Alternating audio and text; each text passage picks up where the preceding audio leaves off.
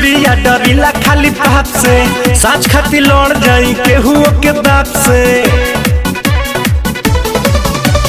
हई भोजपुरिया डरिला खाली पाप से, साँच खाती लड़ जाई केहू के बाप से। तो पीछे हटम न के तनो झमेल होई, आज जेल होई काल बेल होई, परसों से उहे खेल होई। आज जेल होई काल बेल होई, परसों से उहे खेल होई।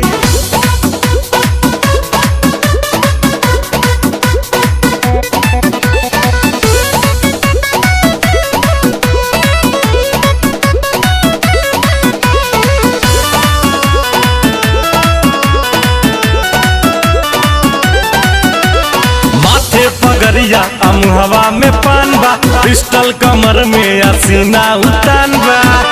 इहे तो असली भोजपुरिया के पहचान बा।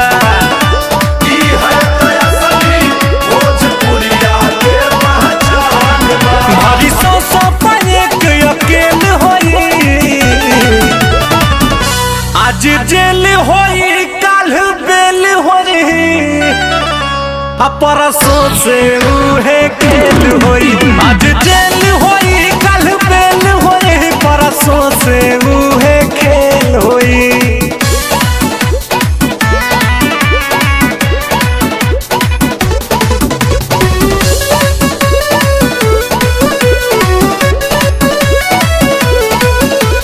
पक्का हई हम अपना जुबान के, ले हम जान बात आई जान पे।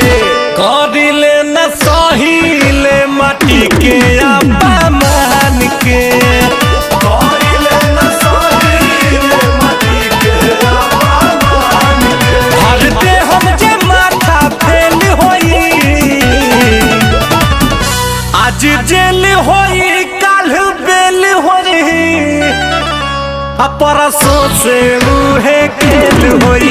आज जेल होई